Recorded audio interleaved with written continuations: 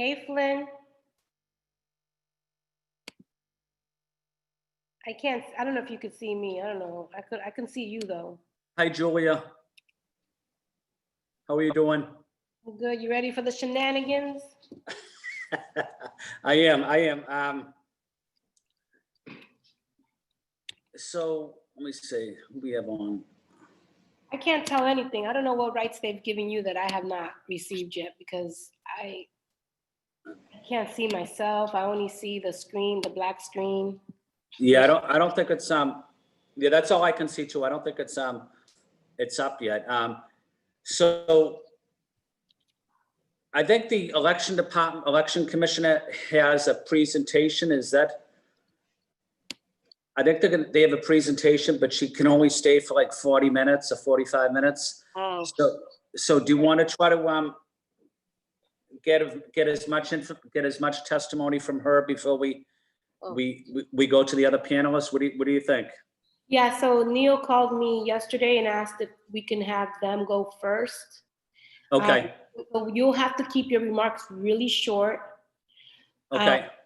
And I'm just going to introduce the situation. We're not going to have colleagues do remarks until after the presentation so that we can dive right into their presentation, give an opportunity for our colleagues to ask questions. Excuse me, counselors? Yes. Yep. I don't mean to interrupt. I'm sorry. Do you have the presentation? Neil didn't send it to me. Do you have it? I'll text Neil, and so then that way I can send it to Candace, and I can send it to all of the counselors. I didn't get anything. I don't have it yet. Do either of you have it? No, but I don't know. No. I don't know if Flynn's making things up because Oh, I don't know. Flynn, did you get an email about a presentation, or you just think that they got one? We need to. I don't know. No, I didn't get anything. They didn't. Okay. I know that they're testifying, but I'll text Neil to see if there's a PowerPoint or a deck or something. Okay. Thanks, Christine. Oh, you're welcome. No problem, counselors. I'm going to put myself back on mute. And do I need to read? I'm going to read the public testimony that Singy Yang sent. Correct? Well, you don't have to if you don't want to. You can just say that you received written testimony and that it will be part of the written record. And do I do that before we start with the show? I mean, do I do that at the beginning, or do I do that after? You can do it as part of your opening statement if you'd like. Okay. Yeah, Flynn, do you mind, only just because she was such an instrumental part of this, do you mind if I read it into the record? No, not at all. That's appropriate. Thank you, Julie. Okay. I think that's great. Yep, And Julia, that's as the chair. Sorry. Yeah, Julia, I know you're going to give opening comments. I'm going to withhold mine because I'd rather get right into the testimony of the panel. Okay. Yeah, but Flynn, at least you should say I'm calling this because it's important. Oh yeah. Blah, blah, blah. Okay. Just keep it like, just say why you decided to do it. If that would be, it would just be helpful since you're the sponsor of this. Okay. Set some context as to why you decided to do it. All right, I'll be very brief. I'll be like under 2 minutes. Under 2 minutes? You mean you're gonna be 30 seconds, 90 seconds? That's quick. 2 minutes is not quick. I don't know what you're talking about. 2 minutes is quick. You're doing like 90 seconds, and if you go over, I'm gonna mute you. Get the gavel out. Oh yes, that's right. I'm gonna be like Bach up in here. All right. So I can never tell who's on this who's on. So just I want to make sure that we're not live yet. Are we on? We're on the. Can everyone hear us? Are we? We're not live at this time, but we'll be live in just a couple minutes. Okay, good. Let us know so we act right. I just got a text from Neil. So there's not a PowerPoint or a deck or anything. They're just going to give a verbal explanation of the recount process. The commissioner is just going to give a verbal explanation. So we're all set with that. There isn't another document to be sent out. Perfect. Thank you. Okay. Awesome. All right. So how do we let Tanya in? I believe she's trying to get in. Could someone let Tanya Tedesco in? Or do I need to do that? I sent her the link, Jacob Counselor. and I have been letting people into the Zoom meeting. There's no one trying to get in at this time. Oh, okay. She's. Can I get the Zoom? You sent her the Zoom, right, Jacob? Yes, Counselor. Okay, thank you.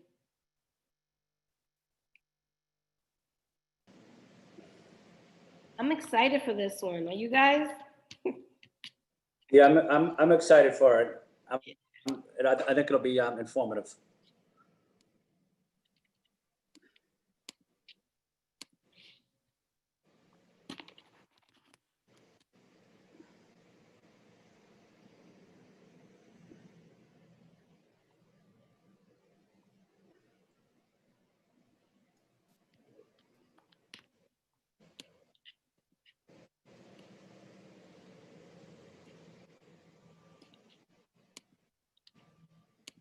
Counselors, we are live now, just so you're aware.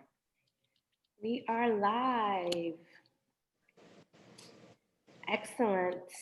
So I'm going to see who is, I believe our panelists are Tanya Tedesco, Inet Tavares, Sabino Piemonte, and Cheryl Crawford. Those are our 4 panelists. And if someone could just give me word as to whether or not they're here. I see Tanya's in the house. Hey. I don't see Commissioner Tavares. And I don't see Cheryl Crawford. And if they're here, someone could just ping and let me know, that'd be great. I'm just gonna give another minute, if you don't mind. And Candace, you know, right now on my screen, I see the Boston City Council Committee on Civil Rights.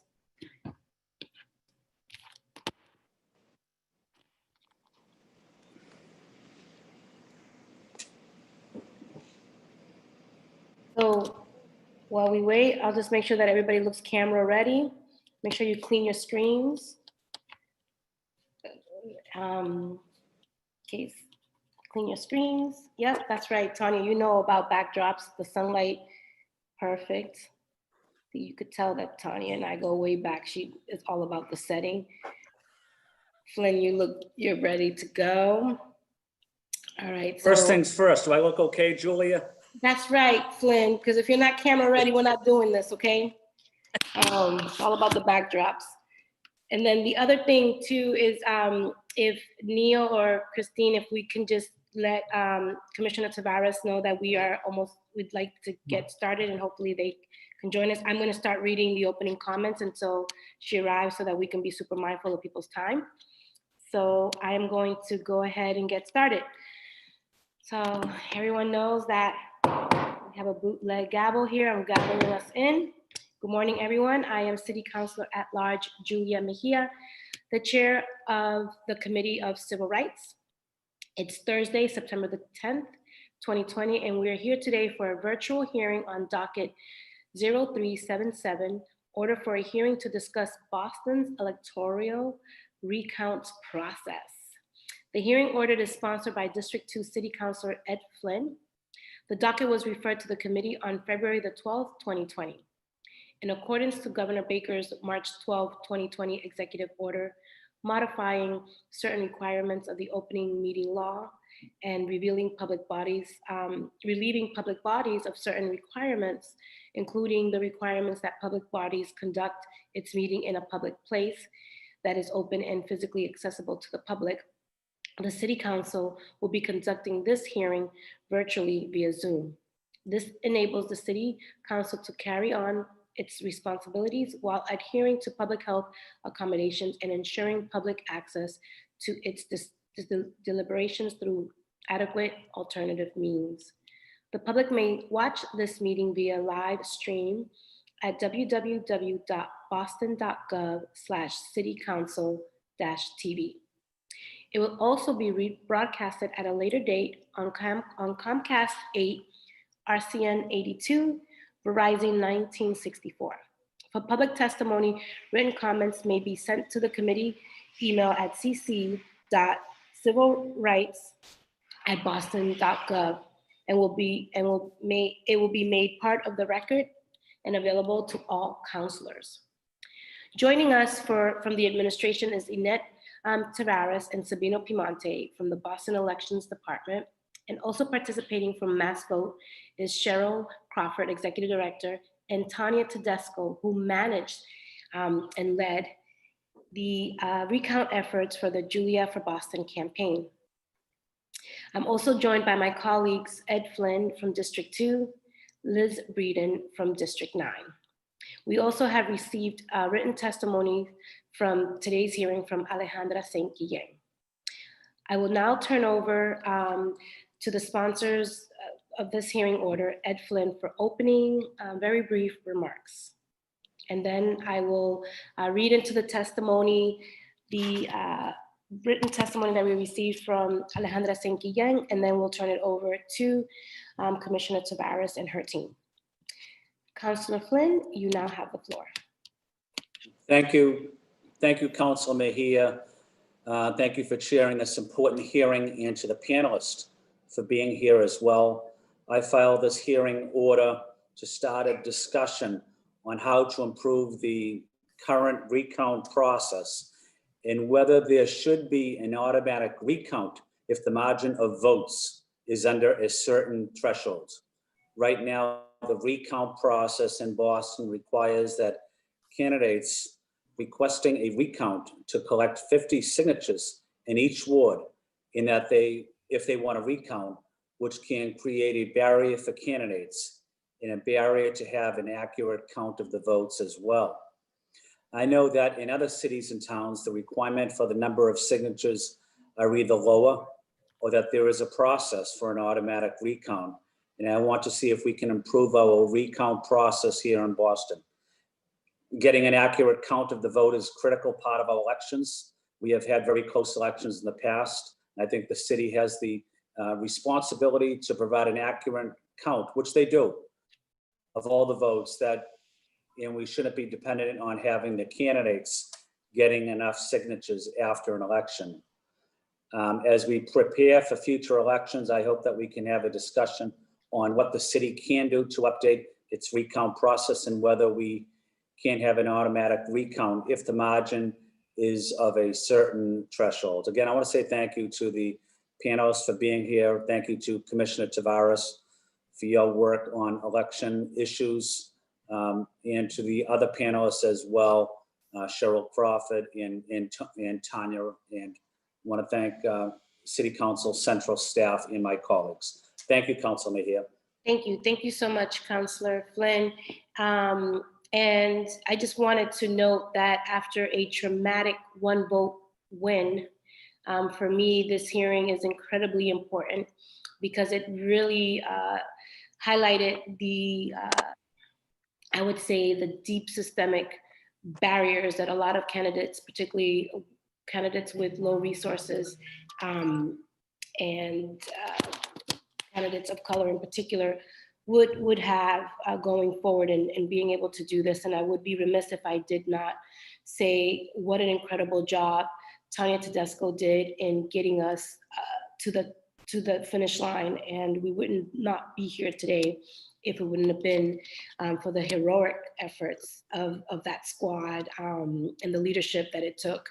And I would have to say the grits and perseverance that the entire village had to getting us there. My fingertips were literally frozen on November, the coldest night of the year, the first coldest night of the year. I remember being in, I think it was Ward 12.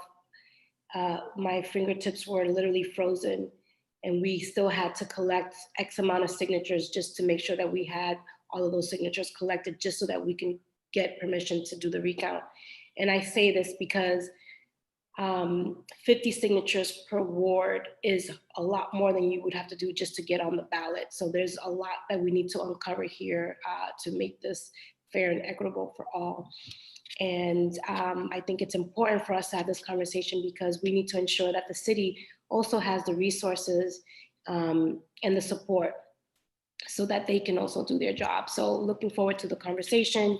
I would like to, in the interest of time, because I know Commissioner Tavares, you need to leave a little bit earlier, would love for you to start with your testimony, give my colleagues an opportunity to ask questions, and then read into the record Alejandra St. Guillen's testimony before we move on to the next panelist. So I am going to turn over the mic over to Commissioner Tavares. You now have the floor. Good morning, and thank you for holding this hearing today.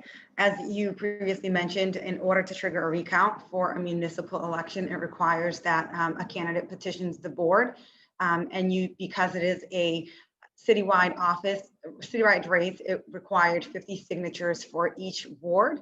And right now, as it stands, this would require, it's not an administrative process, it's something that's written in the charter and the legislation, so it would require legislative changes in order for us to adjust the process for how a recount is conducted in the city of Boston. Okay, so any other comments or anything else you would like to share? I mean, there was a big process, and it was a huge process. It was an amazing experience. As an election commissioner, you don't really get the opportunity to oversee a citywide recount, especially in the largest municipality in the Commonwealth. So it was a pretty amazing experience, and the turnout was even more impressive. So there was a lot of efforts and a lot of resources that went into us conducting that recount. So I think administratively from our process, it went well. So however the recount is triggered in the end, I think we would follow the same process we did, but I think right now we're discussing how one would be triggered. And in order to trigger a recount, it would require just that, the signatures from 50 registered voters in each district. So that's the piece where would require the legislative changes. We can handle everything else after that, but unless the law changes to allow us to conduct it in another way, our hands are pretty much tied. okay. So I appreciate that. And just because I'm always changing the rules and how we do business in city government, I'm gonna do things a little bit different this time. Flynn, don't worry, I'm not gonna get us into any trouble, but I am going to open up this conversation and allow some of our panelists to also be engaged in the Q&A portion. Often it's just my colleagues, and I think that if we're really going to have a robust conversation, it really needs to include the voices of the people who are living the realities. So I'm sure Tanya Tedesco and Cheryl Crawford may have some questions or even comments that will be helpful to you, Commissioner Tavares, as you continue to go along on this journey. So Councilor Flynn, I know that time is short, but I think I'd like to open it up for questions and comments from our colleagues as well as some of the panelists that are here today. Is that okay? Yes, that's perfect. Okay, so I'm making it up as we go, yeah. So we'll start with you, Councilor Flynn, and then I'm gonna go over to Councilor Breeden for brief opening statements and some questions and comments. Councilor Flynn. Thank you, Councilor. Commissioner, if we didn't have to go to the State House to seek changes, if we could do it administratively here in Boston, what would you recommend us to do in terms of an automatic recount? I wouldn't make a recommendation in terms of what you should do. It would have to be in line with whatever the law suggests that we said. Either it's the threshold that you previously mentioned, which is how a statewide recount is triggered, is based on a certain threshold. So I would say administratively, that's probably what we would do. Other than the legislative changes, we can't recommend that administratively is conducted in any other manner. Okay, so I guess I'm trying to ask if, if we were to send something to the State House, and we are asking for an automatic recount, is there a certain threshold that you would recommend? How many votes that separates one from two, or a percent? Yep, I would follow the guidelines that they use now for the state's recount, which is, I believe, 1/2 of 1%. Okay, okay, that 1/2 of 1%. And in the case of the Councilor Mejia and Sankey, and that would fall under that, in that scenario, is that correct? Yes. Okay, yeah, that's what I'm trying to get at, is how we can get there as a city, where we could bring something to the State House that would allow an automatic recount. So I know we'd have to work closely with government operations, but maybe I can listen to some of the panelists and get some of their recommendations as well. But I just agree with Councilor Mejia and Alejandra Sanquian. It's after an election, and after you've worked so hard and your volunteers are burnt out and the candidate is burnt out, and you really don't know if you won or lost, and then you have to start the process of raising money, and then you have to start the process of gathering signatures, getting volunteers, going out, getting them certified, bringing them back in. That's a very difficult process, especially, you're heading into mid-November and it's cold out, as Councilor Mejia mentioned. I just want to make it easier for a candidate to go out and have an accurate count without going through that cumbersome process. Well, So that would- maybe. Sorry, go ahead. I was gonna say that would eliminate one step in the process for us, having to certify all of those signatures, because once they're turned in, then our staff here, who has also been drained from having to conduct a election, are now having to certify all these signatures. Okay, no, that makes sense. Thank you, Commissioner. Councilor Mejia, I don't have any further questions. Okay, great. Thank you, Councilor Flynn. I'm going to now ask Councilor Breeden. You now have the floor if you are interested in making brief opening remarks and then providing some questions or comments. That would be great. Thank you very much, Councillor Mejia. Thank you, Councillor Flynn, for bringing this very important subject up for discussion today in our hearing. It really seems that the barriers to conduct a recount are pretty onerous on candidates in the city of Boston. And I would really like to see us go to the statewide threshold of an automatic recount within 1/2 of 1% of 1/2 of 1%, which was just mentioned. So I don't have any questions at this moment. I look forward to perhaps finding a logical and easy, not that anything's easy, but a logical step that we can take to amend this situation without too many obstacles. So thank you so much for hearing that. I look forward to the discussion. Thank you. Thank you. Thank you, Councilor Breeden. I believe that we've also been joined by at-large Councilor Asabi George. You now have the floor. Thank you, Madam Chair, and thank you everyone who's here this morning. I look forward to the discussion. I think that discussing and exploring the automatic recount is certainly, I think, the direction that we should be heading in for the city of Boston, but appreciate everyone's attendance and attention to this matter and look forward to the discussion ahead. Thanks, Madam Chair, and thank you to the maker, Councilor Flynn. Thank you, Councilor Asabi George. Commissioner, I was about to promote you, Commissioner, give you the councilor title, but I would love to create an opportunity for us to have a conversation. And I think that those who were behind the scenes doing the work are a really crucial part in terms of helping to inform the process somewhat. So I'd love to create an opportunity. I know, Tanya, you're coming in as a panelist, but while we have Commissioner Tavares here, would love an opportunity to give you the floor to, share any thoughts or questions that you may have about the process before we dive into your testimony?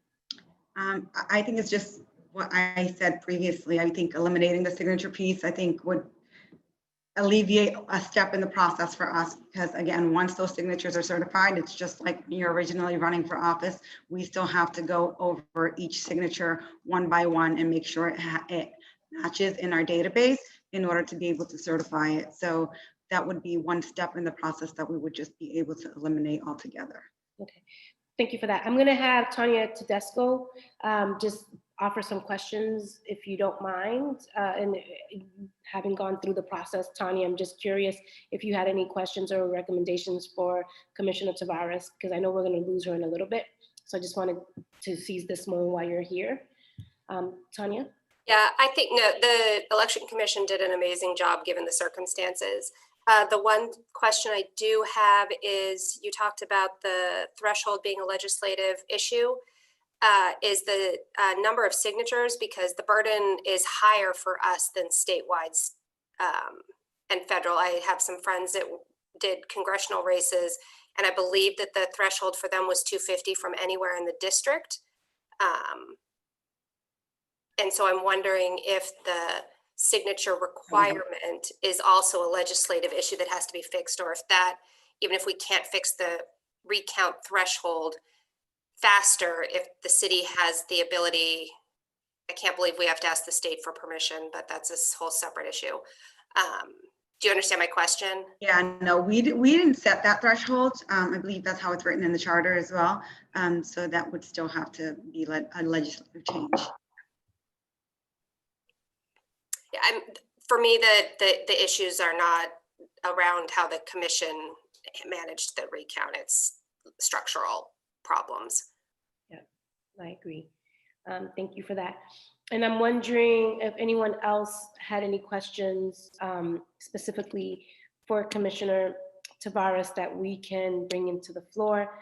I would like to say that Commissioner Tavares, I was really impressed with how what an amazing job your team did at getting us through the whole entire process. Like whenever we had a question about signatures or how many, and you know, we were clear on that, but there were some things that were sometimes a little bit fuzzy for us. Your team was always really quick to respond to our questions. We were able to get those signatures certified in a timely manner. So we actually ended up delivering more signatures than we needed, just in case, because there might have been a few here that were off. But and then just the whole entire process from beginning to end, counting. I think one of the things that, and I know we're talking specifically just about signatures, but I also am just curious about the staffing and the manpower during the recounts.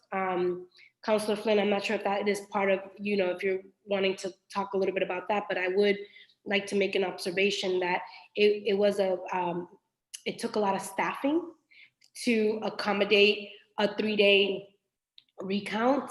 And so I'm just curious, Commissioner Tavares, if you could just talk a little bit about just the manpower that it took during those 3 days to get the operation up and running, and then just what are some of the things some lessons that you've learned from that you would like to, in the event, God forbid, this were to happen again, and considering the state of affairs, we should be prepared for anything at this point.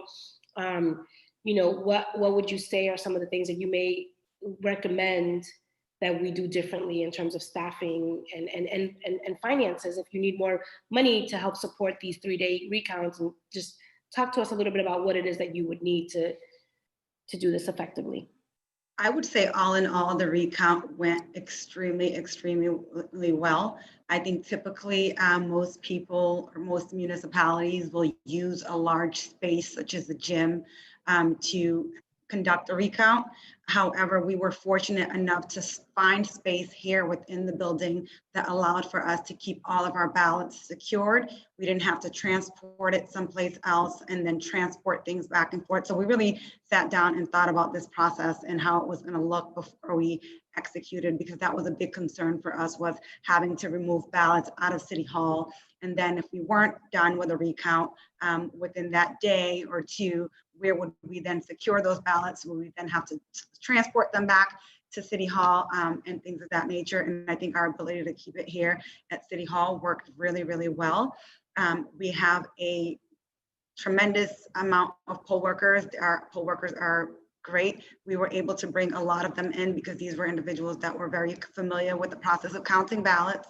And that's who we used along with our staff to come in and help count the ballots, which made for a very efficient process. Mhm. Yeah, I would agree. I do have another question in terms of, there were times when, in terms of like, were you able to provide a full training for people to help decipher the ballots? Did you work on We that? had them come in advance and we went over everything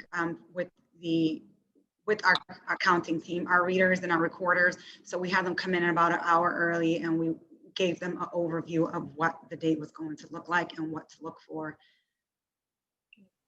Thank you, thank you. I'm going to, before you, Commissioner Tavares, I know you're short on time, but I'd love to open up the floor and have Tanya do her opening testimony remarks. And then before you leave, if you have any reflections that you'd like to share, that would be great. So I'd like to pass over the floor back to Tanya. Can I ask a question first? Absolutely. So this is for Commissioner Tavares.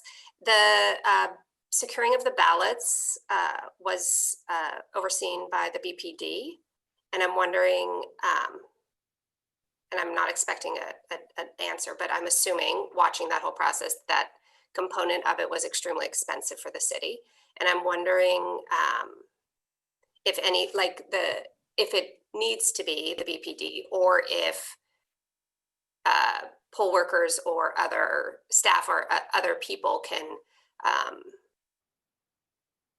do that, or if it's like a security risk that people are gonna literally run off with ballots. And I'm not being facetious. I'm just curious as to why the BPD supervising and so many versus election staff and poll workers.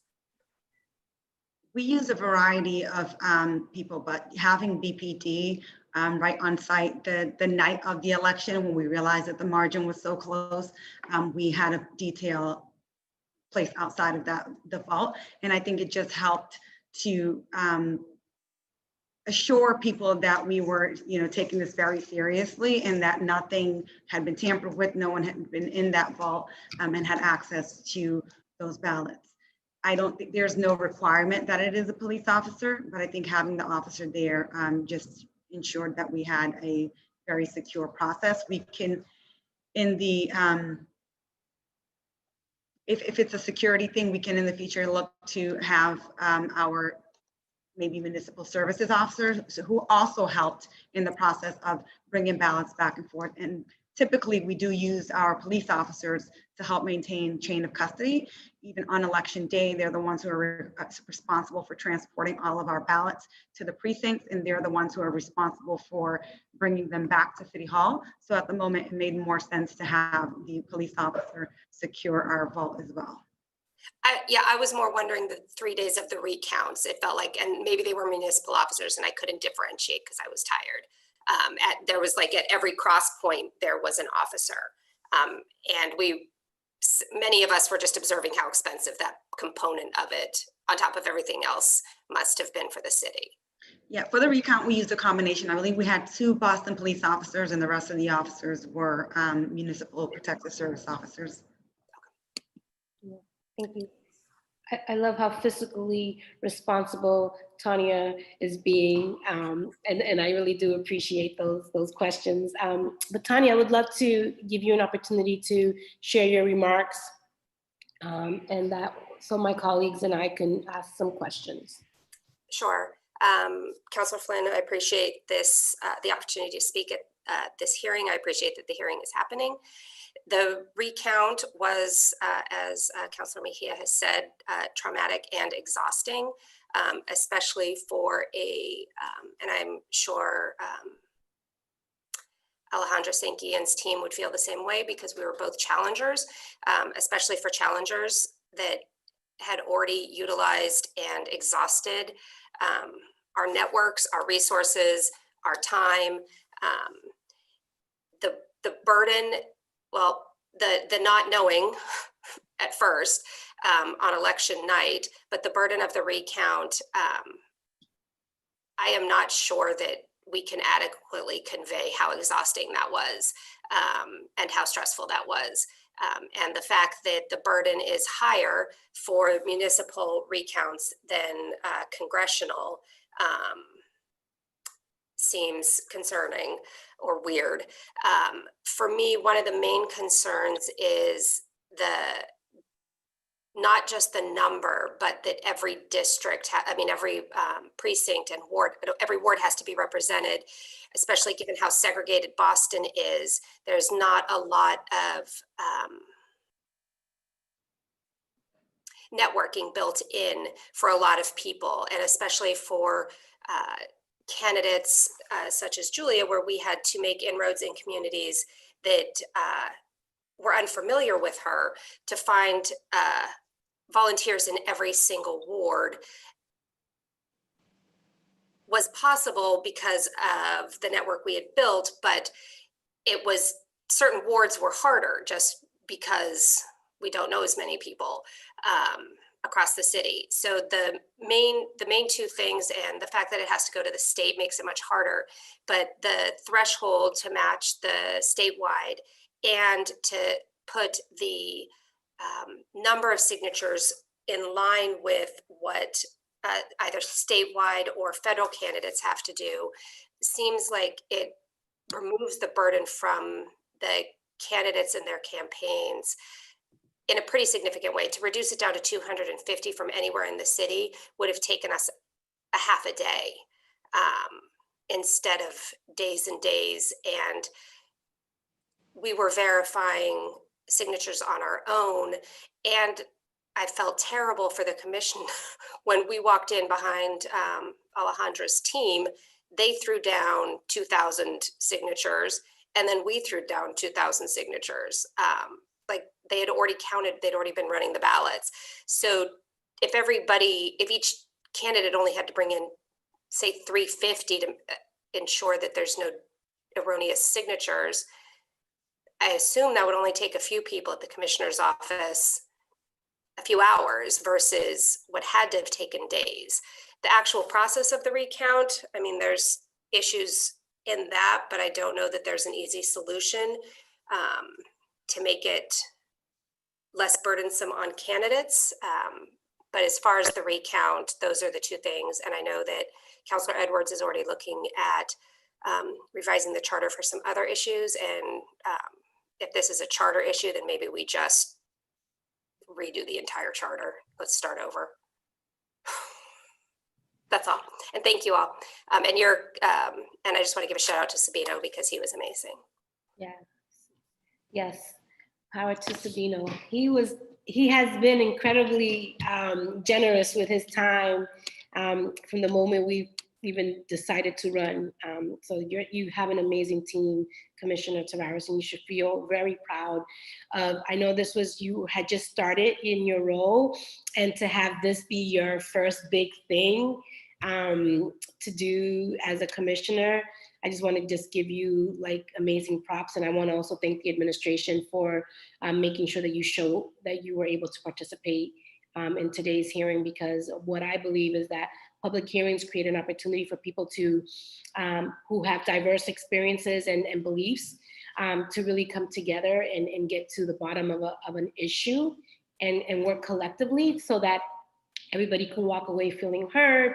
And more importantly, what we hear here helps inform how we can better support our constituents and our city employees. So with that, I'm just going to read Alejandra St. Guillen's testimony, and then I'm going to ask my colleagues if they have questions for Tanya before we move on. I just want to make sure that Commissioner Tavares, you're here to hear Alejandra St. Guillen's testimony, okay? So this testimony is written by Alejandra St. Guillen. It says, "Dear Councilor Flynn, Chairwoman Councilor Mejia, and honorable members of the Boston City Council. Thank you for the opportunity to provide testimony on docket 0377 in order for a hearing to discuss Boston's electoral recount process.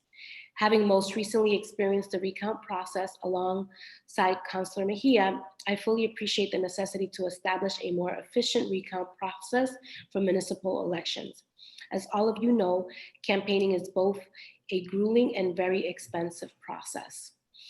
I had been on the campaign trail for 11 months when the general election took place. Every candidate is prepared to either be victorious or not on election night. What we were not prepared for is to launch another campaign immediately following the election. Aside from the deep emotional toll it takes on someone who has already sacrificed so much of their in pursuit of the elected office, it's also an extremely confusing time as one does not generally prepare ahead of time for a recount. Although little can be done to impact the emotional element, a clear and transparent process does alleviate some of the stress on both candidates and their dedicated team of staff and volunteers. Therefore, I fully support the implementation of an automatic recount should the vote tallies fall within a certain percentage point. On election night, I was down by 10 votes and ended up conceding once the recount had us separated by just 1 vote.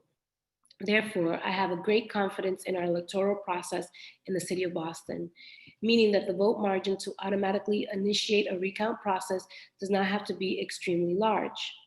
However, taking the burden from the candidates to collect thousands of signatures is beneficial to both of them and our democracy. With an automatic recount, the process can happen much sooner after the general election, which is a benefit for many reasons. First, candidates can spend that time recruiting recount volunteers and preparing for the actual recount instead of focusing on signature collection. Should a candidate decide to engage in a court process prior to conceding, they can do so without significantly delaying the transition process. Lastly, it would allow more time for transition period for the ultimate victor. This is particularly important for newly elected officials who need time to build their staff and transition for their current roles, if applicable. In the past decade, we have seen a huge shift on the Boston City Council, with open seats at both the mayoral and city council level, incumbent challengers, and more engaged electorate. Our democracy has been more engaged, more energized, and we are likely to see that continue in the future. The talent bench within the city of Boston is deep, which makes the chances of close elections even more inevitable. I do not think the 2019 city councilor at large election was a fluke, but an indicator of what is to come in future years. Therefore, it is incumbent upon the city to prepare for these close races in a manner that is fair and equitable to the candidates and the voters. Thank you again for the opportunity to provide this testimony. And with that, I'd like to ensure that we acknowledge that it was definitely a close race, and it was down to the wire. And I think it was also an opportunity to help people understand how important their vote is and why every vote mattered. And going through this process was a teachable moment in many ways. And I think it really was a lesson for all of us to learn.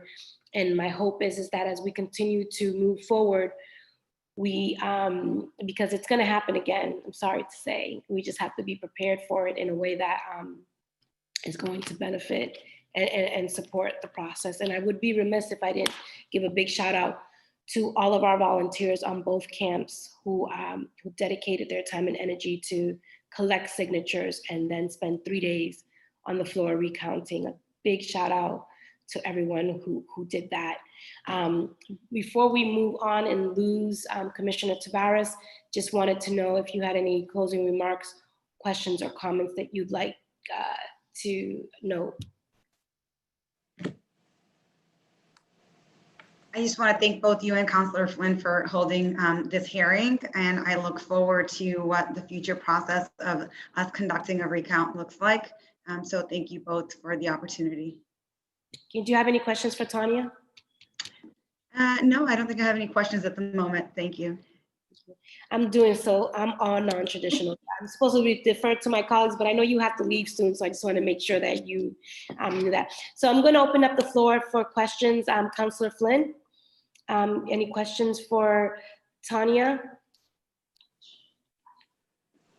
No, I don't have any questions for Tanya. I know Commissioner Tavares is leaving. And so I just want to say thank you to the commissioner and her dedicated team, employees at the election department. Thank you for being here. Looking forward to working with you. And I think what we want to try to do is make it easier for future candidates, but also for the election department itself in streamlining the process. Because as Councilor Mejia mentioned, this is going to happen again, whether it happens next year or it happens in 5 years, the likelihood will be that it will take place. And we just want to try to be proactive and come up with a recommendation or some plans on how we can improve it. Thank you, Commissioner.